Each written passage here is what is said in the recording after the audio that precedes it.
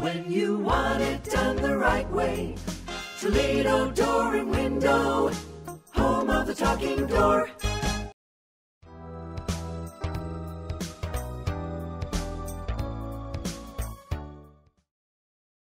Well, just service and lubrication of the garage door. And again, the visual inspection, like Mike said, take a look, periodically. If the door is making an odd sound or begins to make an odd sound or a clunk or a squeak, don't let it go. It's something that needs to be attended to and should be checked.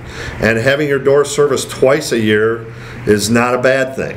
Maybe once in the spring and once in the fall, especially if you have a lot of people that use the door.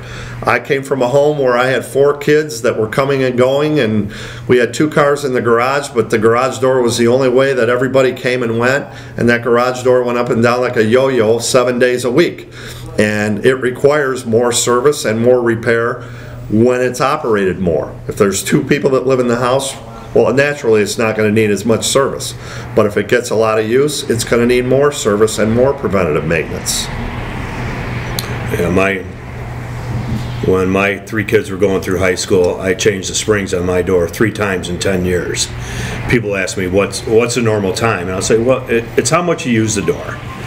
Once up and once down is what they consider a cycle. And just depending on how much you use it, you're going to go through the cycle life more. Last year with the winter that we had discussed it. It might not be a bad idea to recommend that you change the springs before they break. Disconnect the door. Learn how the door should feel when it's working properly. If the door works rough for you by hand, it's working hard for the opener and it's putting a strain on that. If you know how to disconnect it, you know how the door balances, and you know how it works fine, you're ahead of the game, because when it does break and you disconnect it, heck, this thing, something's wrong. I can't lift it. You may have a broken spring and not even realize it.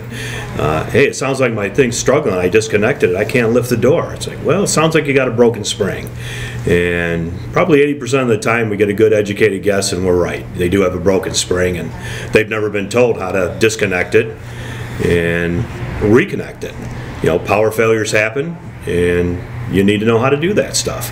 So when we're out there doing a service, that can be told to you, educate you a little bit, and be proactive. Get it before it gets you.